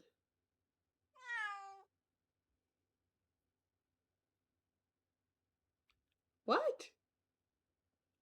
Again, Sasayama let out a little cry. Except it didn't sound like Sasayama's voice at all. Guys? Sasayama said, there's something making rumbling noise inside this thing. He sounded pretty alarmed. Uh-oh, said the other man. It has started. His face went pale. What are you talking about? Sasayama demanded. What started? The man hesitated, then seemed to come to a decision. Well, you see, this is no ordinary cat costume. Meaning what exactly? Our shop rented this unit out by mistake. I had no idea it was anything so horrifying. Not until the boss filled me in a little while ago. What's horrifying? You're not answering the question. The man's gaze grew hollow and distant. Cats, he said. For a moment, there was only silence. Sasayama spoke up nervously. Well, yeah, it's a cat? I know that already. No, you're not listening. This is a cat's. Like I said already, I know it's a cat. Anyone can just see that from looking at it. No, not a cat. Cats. Cats. A costume as transmission system developed by Far East Costume Rental's high-tech department. There's an official corporate notice stating, this is just a prototype and potentially dangerous. Do not lend it out under any circumstances. But it was accidentally rented by mistake. What? What? This is wild even for me.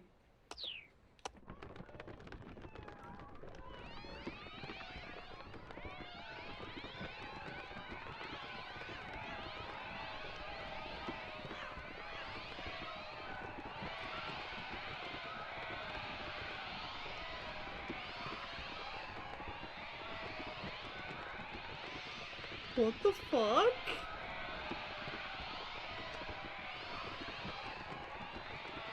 The meowing started back up again.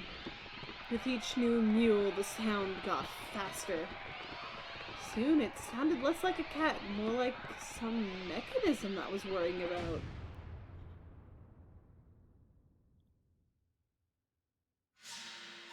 All of a sudden, there was a fierce, blinding flash.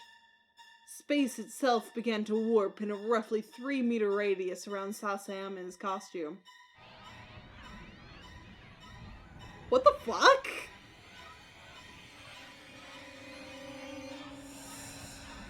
A moment later, Kano and the others had vanished.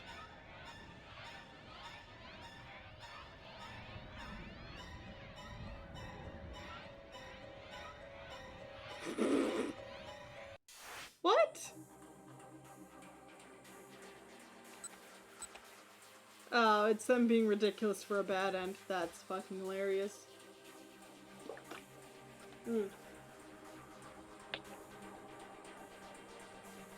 They like to get a little bit ridiculous. Oh my god. Suminori-kawa can be continued. Osawa's can be continued now. So. Oh. I'm gonna stretch out here for a sec. Because my back is starting to get tense. That feels better.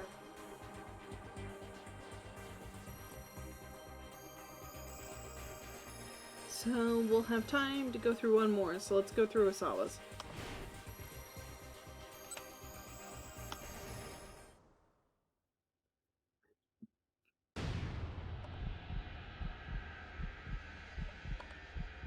Okay, we've seen this.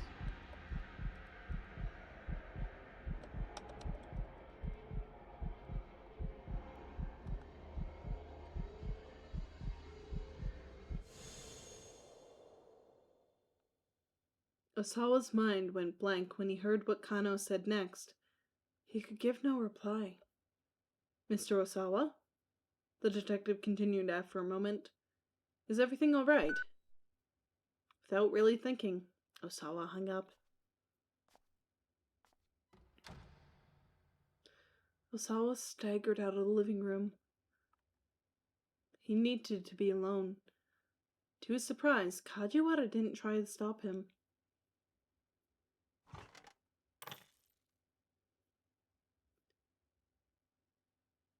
Shutting his study door behind him, he dropped onto his sofa, then grabbed 3 times his normal dosage of stomach pills. There was no water in the room, so he swallowed them dry. Detective Kano's words echoed in his mind.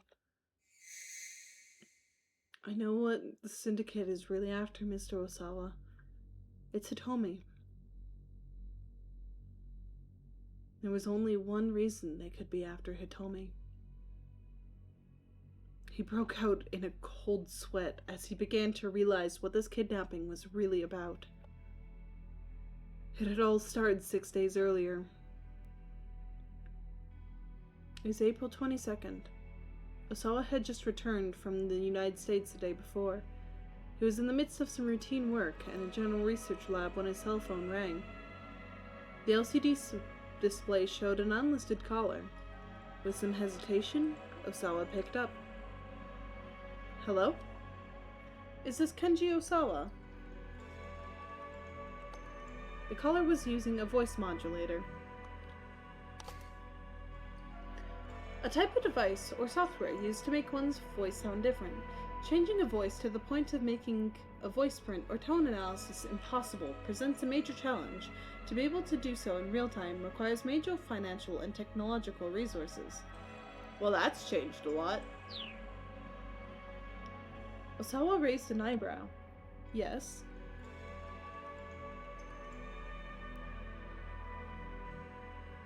Sorry, doing a thing.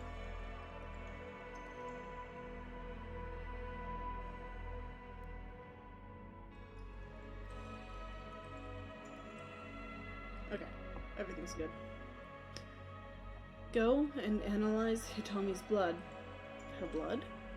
If you don't, she's going to die. With that, the caller hung up. There was an intensity behind this that made Osawa sure it wasn't just some prank call.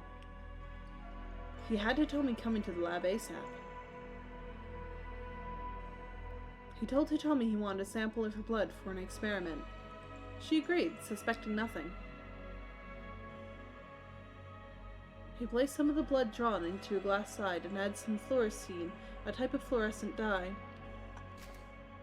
A yellow-green liquid, a type of fluorescent dye, chiefly used in preparing specimens for viewing under a fluorescent microscope, but has other uses as well, such as a diagnostic regimen administered in eye exams. Its highest volume use is on St. Patrick's Day, when massive amounts of fluorescein are used to dye Chicago River green. A type of dye that causes the dyed substance to emit higher wavelength fluorescent light when illuminated with a certain other type of light. Such dyes can reveal fine details when used on specimens viewing through a fluorescent microscope. Ugh. Words are hard. Give me a sec.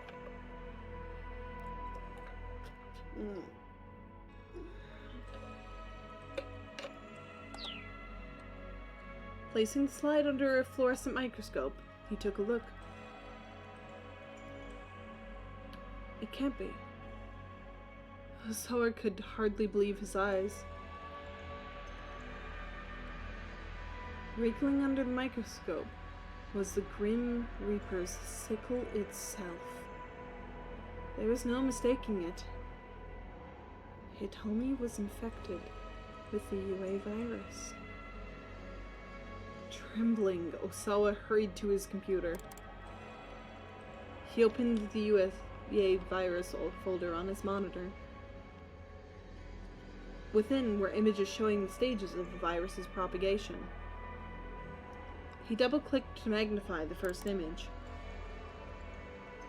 The Reaper's sickles were interlocked with one another. He clicked on the next image. After further propagation, the UA virus looked less like a sickle and more like a sort of insectoid larva. Next was the final image. Interlocked into a single mass, the UA virus vaguely resembled a sinister, many-petaled sunflower.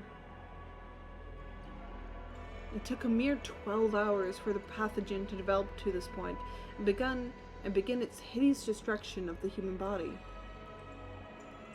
Hitomi's infection sample was still in the state shown in the first image. There was still a chance to save her. Osawa slumped back in his chair, huddling in on himself. He had no choice. There was only one way to save Hitomi. He would have to administer the nearly completed antiviral. Using the antiviral without official approval was a grievous violation of company policy. Acting against company rules and regulations, Okoshi Pharmaceutical prohibits leaking work-related information to outsiders. In case of major violation, not only can the violator be fired, but the company may also seek indemnities. Still, Osawa didn't have time to get the higher-ups to approve a clinical trial. He might be punished severely for it, but this wasn't the only option. His daughter's life was at stake. But there was also another, even bigger hurdle in his way. The antiviral drug was stored in the deepest recess of the biochemical research building. A high-intensity X-ray scanner was set up at the entrance of the storage area. This made it impossible for him to take research materials out. A type of radiation, also referred to as Rontgen rays? I know I'm saying that wrong. With a shorter wavelength than UV light, but a longer wavelength than gamma rays.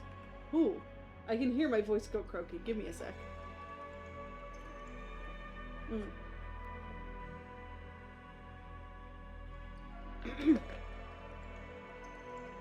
Because X-rays can penetrate many objects with little absorption or scattering, they can be used to create images of internal structure. Hospitals, for example, use the X-ray technology to examine the insides of patients' bodies, while security personnel use it to scan luggage at airports and to search for bombs. Well, if he couldn't get the antiviral out of there, he'd just have to bring Hitomi in. A course of action quickly took shape in his mind. First, he'd need to slip out of the general research building. He'd need to head to the biochemical research facility and show his ID card to the guard at the front gate. Identification card.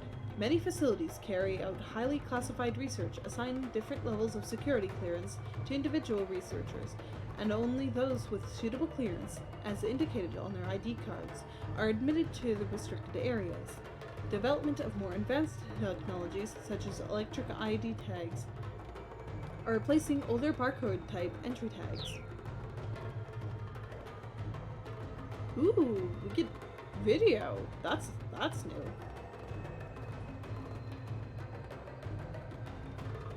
After passing through the lobby under watchful gaze of several security cameras, he'd reach an elevator at the end of the hall that went directly to the storage section. This elevator required an ID card to scan to operate.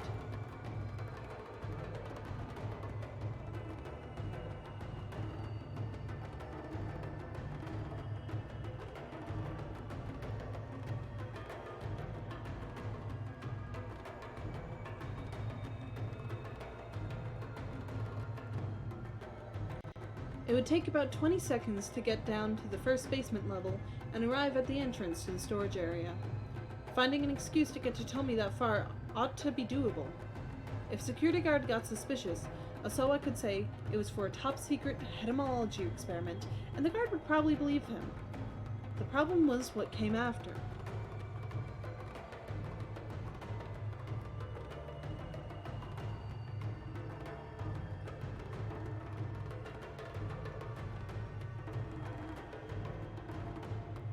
Getting into the storage area itself required fingerprint authentication from both Osawa and Tanaka.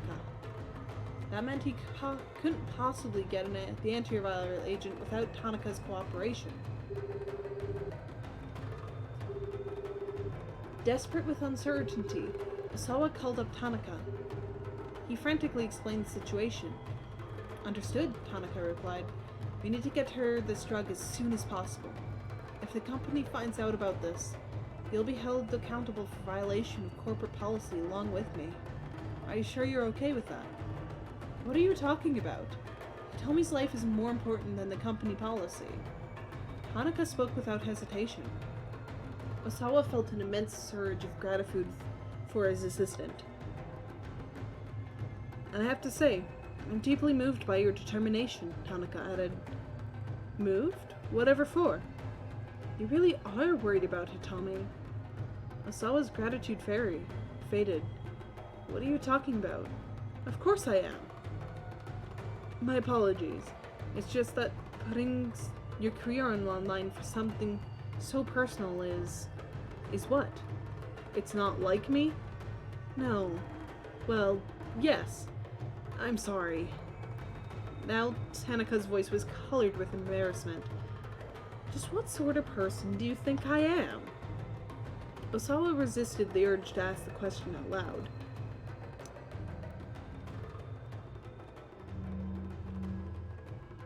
A short time later, Osawa and Tanaka stood before the door to the secure storage area. The security guard had let them in without the slightest suspicion. Osawa pressed his index finger to the fingerprint scanner first. Accepted. He realized he had been holding his breath as his authorization finally went through. Half a moment later, Tanaka touched his own finger to the scanner plate. Accepted. The lock released with an audible clang, and the heavy door opened. Osawa hurried to retrieve the antiviral. As he picked up the small vial, he had a sudden realization. They were finally going to use the drug in a human test. His fatherly wish to cure Hitomi was overlaid by an intense rush of curiosity, the researcher's drive to discover his results. Hurry. I need to hurry. I need to administer an antiviral as soon as possible. Osawa could hardly fend off his excitement. Over the course of the next few hours following the injection, the UA virus would probably be eradicated from Hitomi's body. There'd be some fever and cramping as temporary side effects, but the DDS had done a spectacular job of stomping out the virus. Drug delivery system, also known as smart drug delivery. The ability to target a specific region of the body with a specific drug has momentous implications for the future of medicine. DDS technology is currently being tested extensively around the world. In saving his daughter's life, Osawa had proven the value of his research. If he'd asked which made him happier, the answer would have been hard-pressed to give an answer. Afterwards, he asked Hitomi where she could have become infected, but she had no idea. He explained the need for secrecy and strictly forbade her from telling anyone else what had happened. Now a week had passed since Osawa gave the drug to Hitomi. He'd been conducting checks and had discovered that the DDS had not broken down, but remained in Hitomi's bloodstream. Extracting the DDS was a simple matter, requiring just a small blood sample from around the nape of the neck. The DDS tends to linger in the nape of the neck because of the lymph nodes located there. These lymph nodes identify viruses that invade the body as foreign substances to be attacked, but they're not always able to overcome particularly powerful pathogens, such as, in such cases, the virus propagates rapidly inside of them. Once the patient has been treated, the antiviral will seek out the viruses and accumulate there as well. The DDS itself was simply the delivery system for the antiviral drug. Residual amounts of the antiviral itself stayed behind within the cells. The material used to create the DDS must, as a matter of course, cause liminal or no harm to the human body. Ideally, rather than accumulate inside the body, DDS substances should either be digested and absorbed or excreted, because the antiviral must remain in the body for as long as the virus is active. However, a very careful balance must be struck between persistence and dissipation. Using the DDS, it was possible to extract the minuscule amounts from the cells in a blood sample. It might take considerable time, but a sufficiently detailed analysis would allow for the antiviral drug itself to be reconstructed.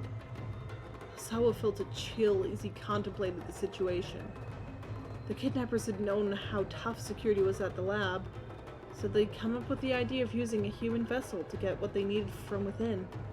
By infecting Hitomi with the UA virus, they ensured that she'd receive the antiviral, that she'd have it in her blood.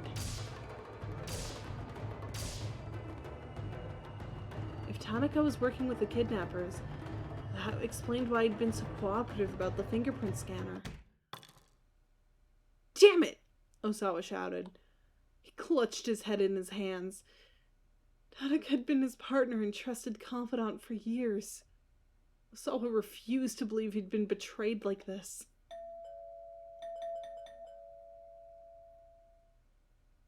The front door chime sounded. Mr. Osawa, Kajiwara called out, it appears you have a visitor. Could you handle that? Who could it possibly be, now of all times? I'm gonna cut it here, because I think it's a good place to cut it. And yeah.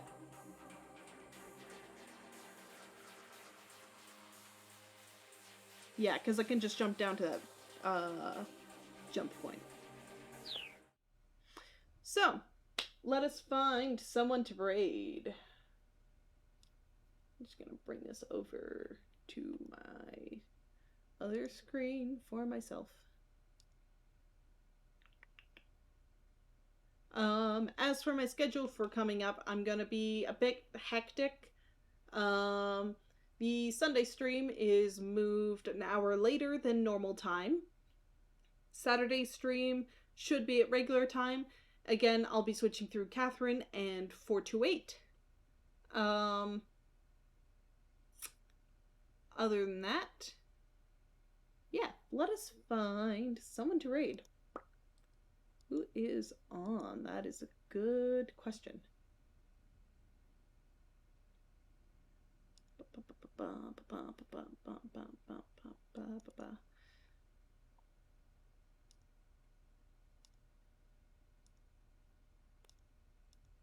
Let's see here. Scott's on. Angel's on. Corvus is on. We're bugging Scott because I play favorites and I like bugging Scott.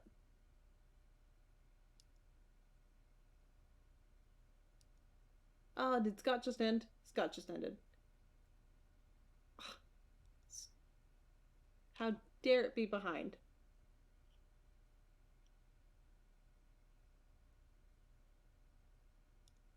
Okay, let's see here. What's Angel up to?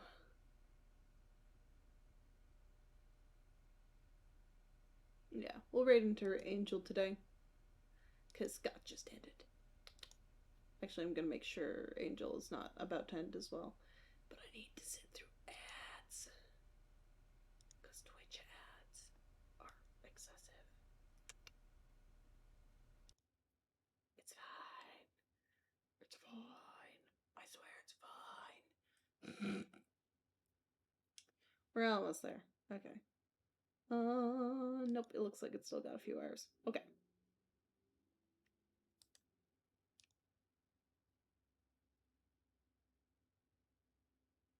Alright, so have a good night, everyone. I will see you this weekend. I've been feeling a lot better because I know you guys have been a little bit worried because, I've been out of action for a little bit, but I've just been insanely busy, but I feel a lot better. So, I will see you all next time. Goodbye.